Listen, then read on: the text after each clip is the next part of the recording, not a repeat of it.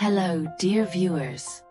Welcome back to channel, where we explore helpful knowledge and comprehensively develop ourselves through great books. Today, we'll delve into profound philosophies from the East to gain a proper perspective on Buddhism and life, through the book Right View by Dzongtsar Jamyong Khyentse Rinpoche. Let's listen together. There is a novel that won the Pulitzer Prize in 1937. After more than 80 years, it remains a timeless classic, accompanying the years, and that is the novel Gone with the Wind, written by American author Margaret Mitchell. The author took 10 years to complete the story, which is set against the backdrop of the American Civil War, telling about the life of the beautiful Scarlett from 16 to 28 years old. A daughter like a tenacious apricot blossom amidst a snowstorm, with lessons about love, experiencing through 3 marriages and the ups and downs together with fate in the chaotic war. The writer Jung Jong said that, reading Gone with the Wind is like stepping into a primeval forest. The deeper you go, the more you feel its beauty. Each time you read this book, you will surely have different feelings, because it will help you not only learn perceptions about love but also settle deep thoughts about the nature of human beings and of this life, making you more mature, so that ultimately you can answer the question yourself, how to live correctly. How to choose love?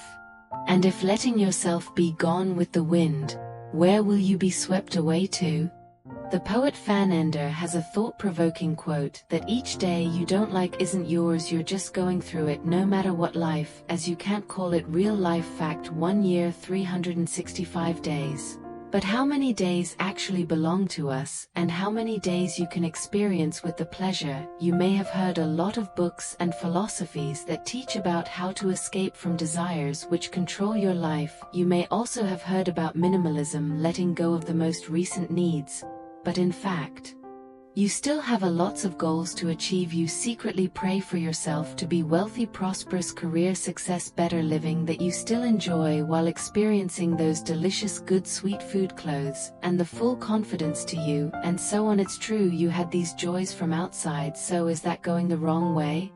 And is that a real joyful life? You can find your answers on the book titled, as a temporary translation, Is That the Power of Joy, from the author Feder. He is a philosophy sociologist, and he wrote numerous good books that have been translated to 20 languages over the world. Typically these books are to search for happiness, a philosophy journey, and the soul of the world. Read this book, you'll understand a point that most people don't really understand: what is happiness, or have no abilities to have happiness, nurturing joy, or continue happiness.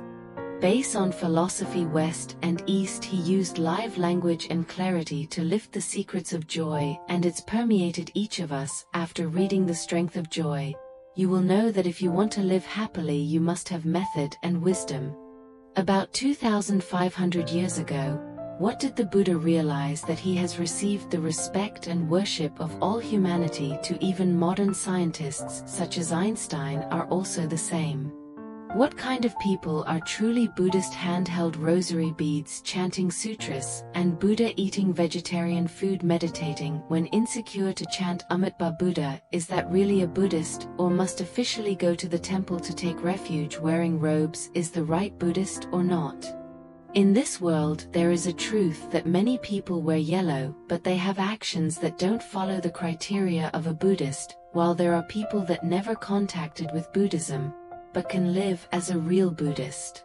At physical life, people are drowning in anxiety.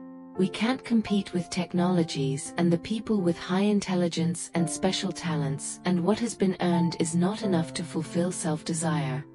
The climate change, epidemic spread, pollution, chemical waste, war, economic crisis, and many other issues also make us pessimistic with this life. About spiritual life. We lack wisdom enough to choose a right belief as the basis for ourselves. We are difficult to determine what is right and what is wrong, and we cannot distinguish between practicing and superstition that makes many people either try to avoid enhancing their spiritual life or think that believing Buddhism is doing some activities such as burning incense, offering or participating in rituals, donating money as charity, and believe that they are practicing charity. So, in the end, looking back, they are still living in suffering and anxiety every day. Are those people Buddhists? Why are we still stuck in troubles of life? Our hearts are still unable to be truly peaceful and free. If you still have these confusions, the book today will help you to find the answer and know how to be a true Buddhist. But the objective of writing this book isn't to persuade you to follow Buddha Sakyamuni and become a Buddha, but that is just pointing out the unique and the most important concept of Buddhism, and this also what I'm doing in this video.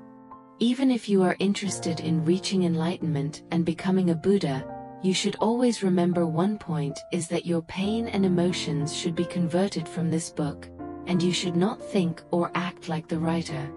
We should not learn that after reading the book, if we see any person who makes bad decisions, we will force them to think or act like what is in the book. Choice is in your hand. First, let's begin from the truth of the four seals.